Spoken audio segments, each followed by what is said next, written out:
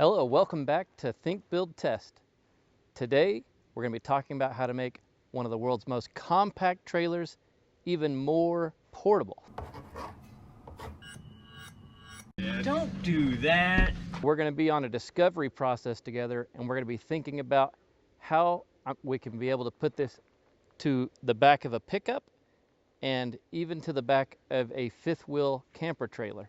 This is going to be the first part of a several part series, so you're going to want to join in and subscribe so that you can be part of the thinking and the designing process of this product. First, we have to identify the need. Why would we want to make this more portable?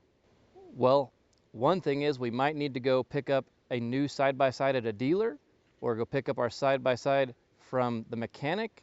There's several things where we're going to have a return or trip to with an empty trailer. Now, if you've noticed, the roads right now are terrible. Any trailer is going to bounce all over the road when it's empty. I want to be able to tow the trailer on the back of the truck and avoid it bumping down the road, and maybe even avoid a few tow roads because the axle isn't on the ground. A secondary issue that people might have is when we take our larger campers to a campground, the trailhead isn't accessible by the campground. More and more towns are limiting people's ability to drive their side-by-sides through. So there's many cases where you have to drive across a city or across a valley on public roads, and you need to be able to have a tagged trailer to be able to get there. So this can be a solution for you. Now there's other products out there with AA Off-Road. They have a little trailhead trailer, and it's awesome. Where there's a need where you need to go further away from your camp, now we have an on-the-road trailer that can help you get there to help solve that problem for you. So if the only need you have is just a trailhead trailer, then AA Off-Road might be a great solution for you. You should check them out. We're going to start out with the things that I have around the house with my truck and my fifth wheel. I put a receiver hitch on my fifth wheel so that we can see what kind of height requirements we have and what kind of dimensions it needs, and we'll check it out on the truck and see what it's going to need.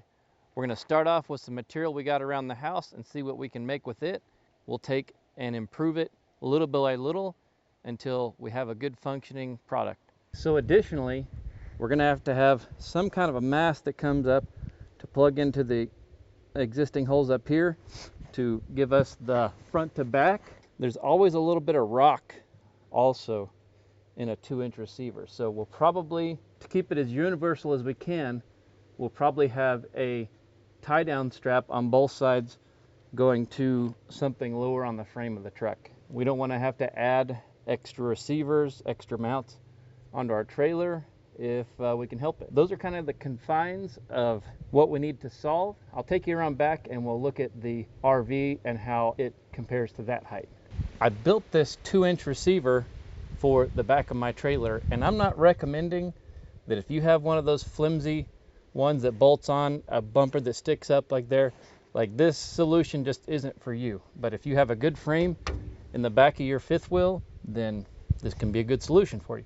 Another thing to think about in your situation, bumper pulls, you do not want the weight of your bumper pull away from your axles because it'll cause the death wobble. Be sure to know your situation. I'm trusting you as adults that you'll know what to do with your own case for what's best for you. I made this. It's really beefy. I've got it tied on like 4 beams in here.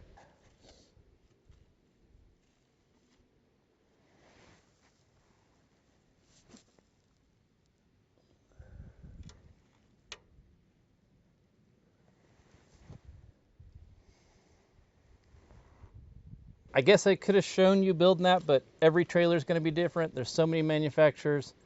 That's not something I can control. You may have to have a professional welder build you one, or there may be one for your model. I don't know. This is my situation. I really am not a fan of double towing. I know it's just fine for lots of people, and lots of people put lots of miles on it. That's up to you also.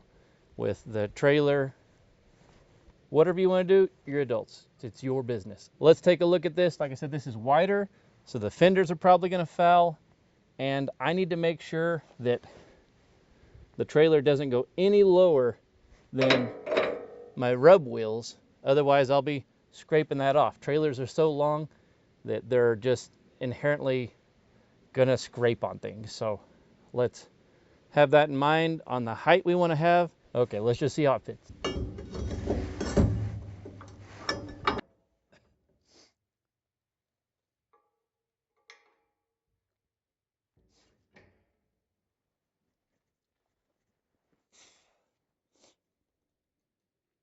Okay, as you can see, the fenders foul on the back of the trailer, so definitely have to come back. I have the front of my trailer pushed down pretty far on the jack, so the back end's really high. So we're gonna have to measure from the bottom of our drag wheels. So I've already bought a little bit of metal for this. I'm gonna try and use stuff we already have. I went and bought some 2-inch, 1/4-inch bar.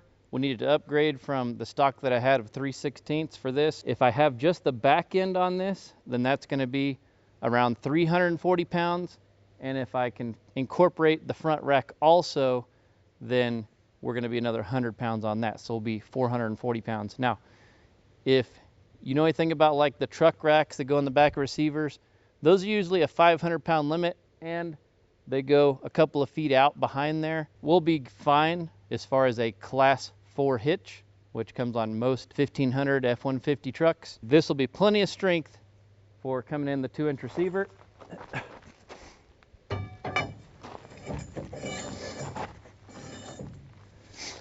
I'm going to start off with that, get my length out here, and start thinking about my measurement.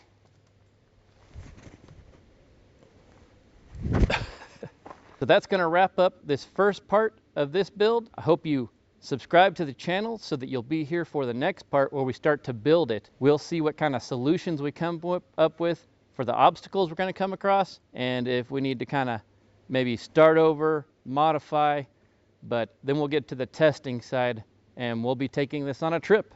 We're going to have some other projects going on this. We're going to finish up our 1.0 repair. You're going to see the forklift build that we did, and we're going to keep on modifying that and adding attachments to it. Just lots of other things that may be a good solution in your life. If this works out good, we're going to be having our manufacturer of the trailer, Page Distributions, making this available as an option for you. We'll see how it works. If it doesn't test good, I'm not going to recommend it. But if it does, we'll give it the thumbs up and maybe it'll be a solution for you. Make sure you're subscribed. Comment on the video what kind of applications you can see that you have. But we'll catch you on the next build. Thanks for tuning. Today is the day I'm making a change, building